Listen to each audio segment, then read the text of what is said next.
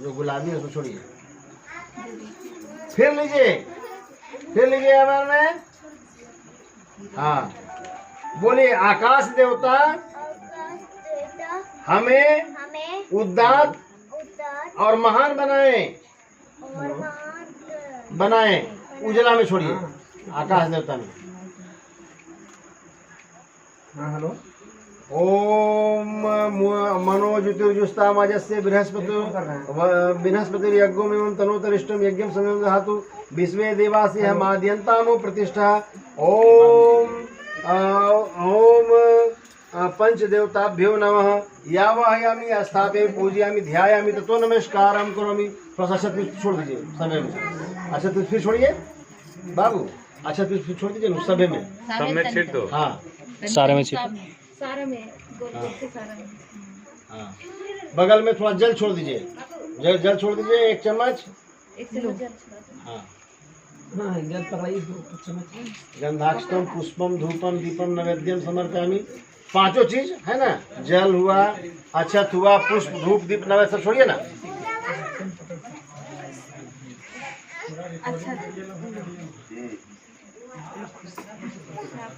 चलिए अब दीप पूजन करना है।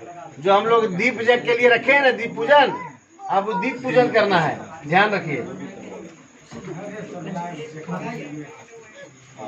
8 दीपक कहाँ है इनका, जो 8 साल हुआ इनका, 8वां प्रवेश किया ना, लाया जाए सामने। 8वां प्रवेश हुआ है, 7 साल कंप्लीट हुआ है। ठीक है। 8 दीपक कहाँ है, कहाँ रखा हुआ है? तो उसको एक थाली में सजाइए। थाली मंगवाइए, थाली।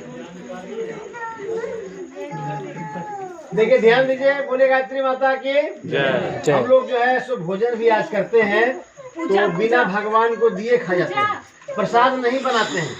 आज हमारा शरीर 5 तत्वों से बना है, हम सभी जानते हैं। 5 भगवान के द्वारा हम लोग को उसमें ऊर्जा दिया गया है, तो हम उनको क्यों नहीं याद करेंगे जब हमारा जन्मदिन बनेगा तो। जिससे हम बने हैं, जिसका हम कर्ज खाए हैं, उसको तो हमको याद करना पड़ेगा।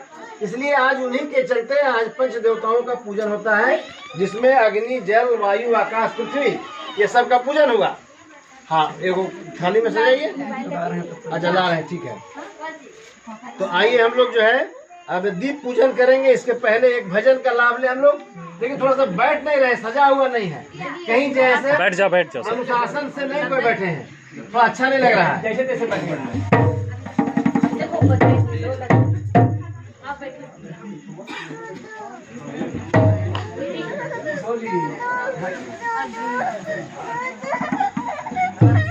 आज क्या है, किरण को बोलो ना एक टॉफी ला के दे। गायत्री माता की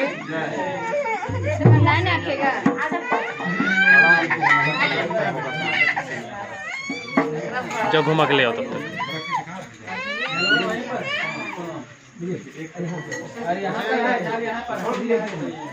राक्षस भी बने हुए हैं, ठीक है।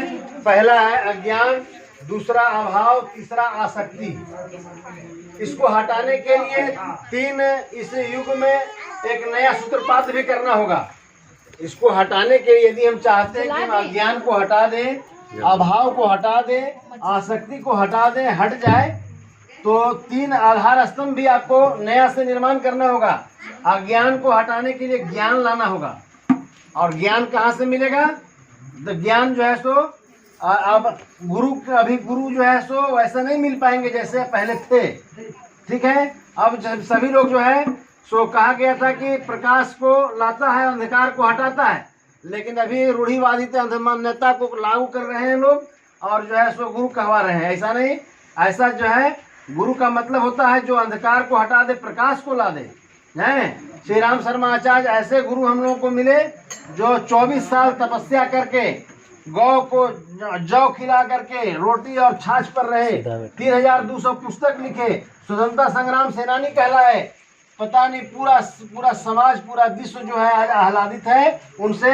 वैसे गुरु की आवश्यकता आज महसूस की जा रही है और सभी लोग मैंने मान भी रहे हैं, चल भी रहे हैं।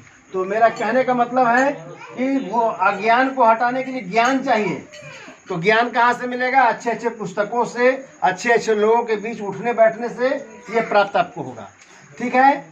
दूसरा है अज्ञान के बाद है कि अभाव। तो अभाव कैसे हटेगा?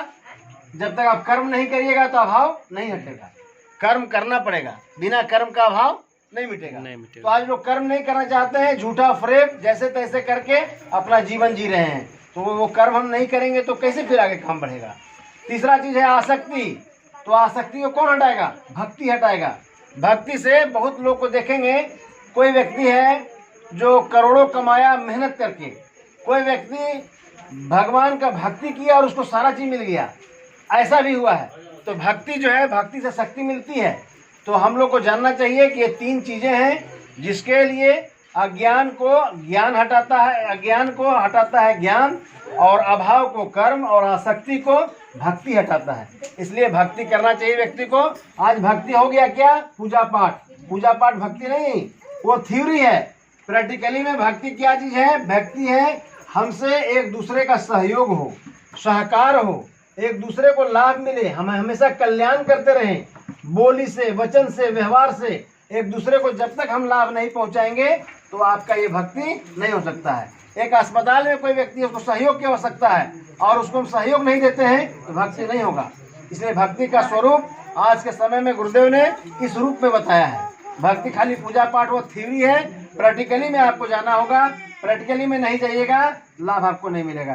तो आइए, आज किस तरह से लोग अपने अपने आप को मद में, अहंकार में चूर है, कैसे बने हुए हैं, देखिए। आइए भक्ति के माध्यम से, भजन के माध्यम से। अरे बावले तू अपने ही मद में बैठा चूर है, इसीलिए तो परमेश्वर भी तुमसे कोसों दूर है, इसीलिए तो परमेश्वर भी तुझसे कोसों दूर है। अरे बावले तू अपने ही, अरे बावले तू अपने ही मद में बैठा चूर है, इसीलिए तो परमेश्वर भी तुझसे कोसों दूर है, इसीलिए तो परमेश्वर भी तुमसे कोसों दूर है, इसीलिए तो परमेश्वर भी तुमसे कोसों दूर है। अपनी चतुराई से तूने रचा कपट का जाल है, अपनी चतुराई से तूने रचा कपट का जाल है, नर नारायण को छल कर जोड़ रहा धनमाल है, नर नारायण को छल कर जोड़ रहा धनमाल है। मंदिर में भी सौदा करता, मंदिर में भी सौदा करता, आदत से मजबूर है, इसीलिए परमेश्वर भी तुमसे कोसों दूर है, इसीलिए परमेश्वर भी तुमसे कोसों दूर है। अरे बावले तू अपने ही, अरे बावले तू अपने ही मद में बैठा चूर है, इसीलिए परमेश्वर भी तुमसे कोसों दूर है, इसीलिए परमेश्वर भी तुमसे कोसों दूर है, इसीलिए परमेश्वर भी तुमसे कोसों दूर है। बुद्धिमान कहलाता फिर भी करता भक्ति भूल है, बुद्धिमान कहलाता फिर भी करता बुद्धि भूल है, तेरी छोटी सी काया माया से भरपूर है, तेरी छोटी काया से माया से भरपूर है, तेरी छोटी काया से माया से भरपूर है, इसीलिए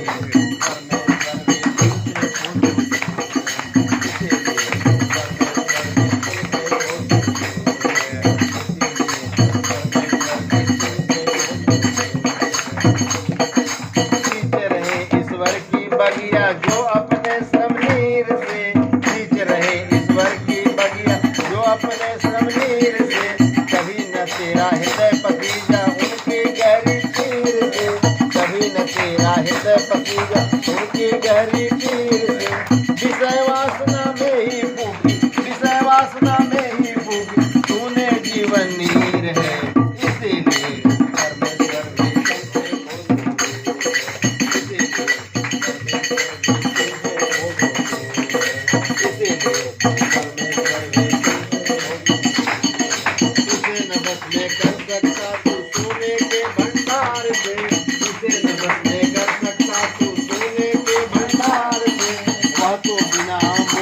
है सदाचार के प्यार से, वह तो बिना बोल दिखता है सदाचार के प्यार से, दीवाने अब तक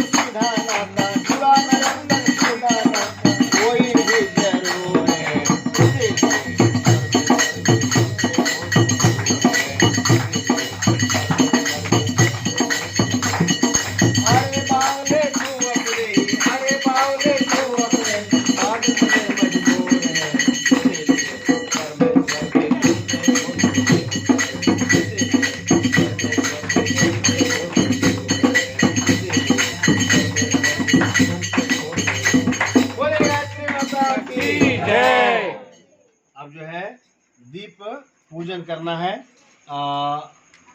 ये मोमबत्ती है क्या घर में? मोमबत्ती एक ठो मंगवाइए। अगरबत्ती से नहीं, मोमबत्ती है तो मंगवाइए। दीपक को जलाना है, 8 दीपक। मोमबत्ती से सारा हाँ, नहीं लाए तो ये वाला सब नहीं आया। आए नहीं तो सर, हम दूसरा लोग है। बोल नहीं पाए का जरूरत पड़ेगा, सो यही कारण हुआ। क्या हुआ?